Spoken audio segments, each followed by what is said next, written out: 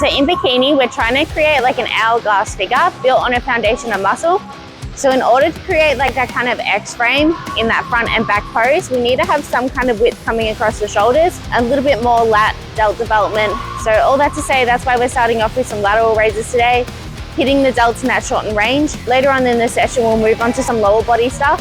Right now, my hamstrings are probably like more dominant than my quads, so we kind of want to even that out. And I also prefer training quads, so it'll be more of a quad dominant base lower body movements. Alright, so with the dumbbell lateral raise, we're working on an ascending resistance curve, which means that it's going to be hardest in that shortened position, which tends to be where we're weakest. So that's why we're starting off with the dumbbell lateral raise in particular, and then we'll move on to a cable. When we're looking at performing this movement, I generally tell people less trap, more delt, but don't try to completely take the traps out of the movement.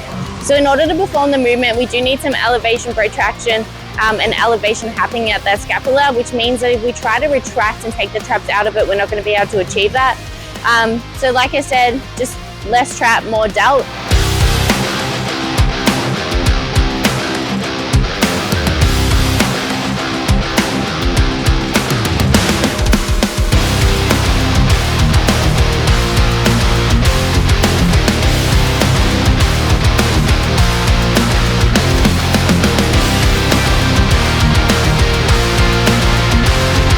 So it's one top set and then two drop off sets. So the top set's always going to be a little bit heavier, and then dropping down the weight and working at a higher rep range for the two back off sets.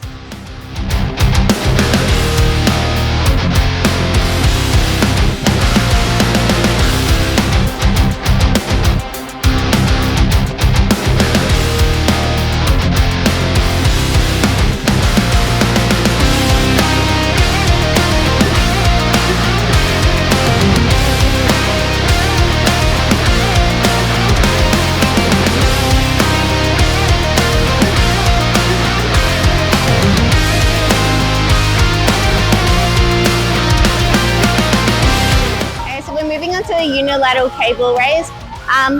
The reason that we're moving on from this after doing the dumbbells is because we've hit the shortened position. We're going to set this cable up just a little bit higher to hit more of that length and mid-range of the delt.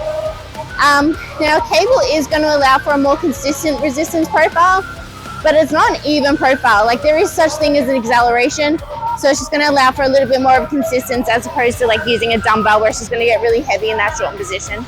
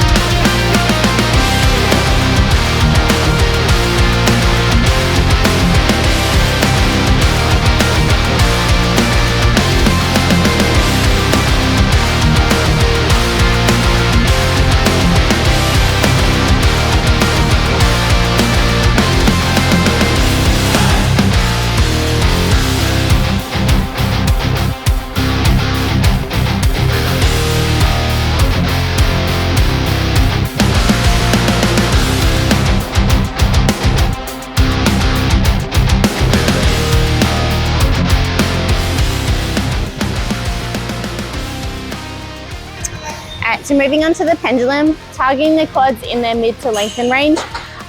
With the pendulum, our 2 points of stability are the feet against this platform and our back against the backrest there. So what we essentially want to do is have our feet as low as we can without our heels lifting up so that we don't lose that point of stability and limit our ability to increase intensity. One of the reasons that I like the pendulum as opposed to the hack squat, although I really like the hack squat too, is that if you're having any knee issues, the pendulum actually drops off in that bottom position. If I have someone that can get into a knee flex position pretty well because they've got the mobility to do so but have a little bit of tenderness in their knees, I'll generally opt for the pendulum as opposed to the hack squat.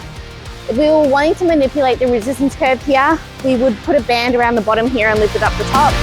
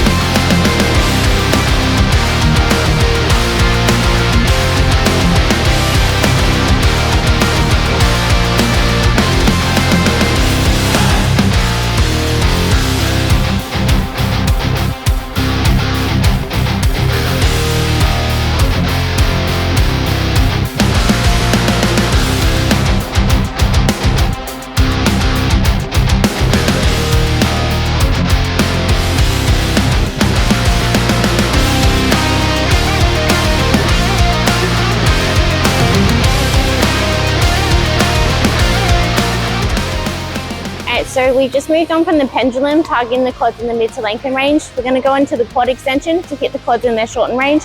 A few things with this is that we don't want our hips lifting up. We only want one joint moving in this, which is the knee joint. So we're going to anchor ourselves hard into the seat just like this, grabbing onto those handles, pushing your hips down, working against that arc of motion.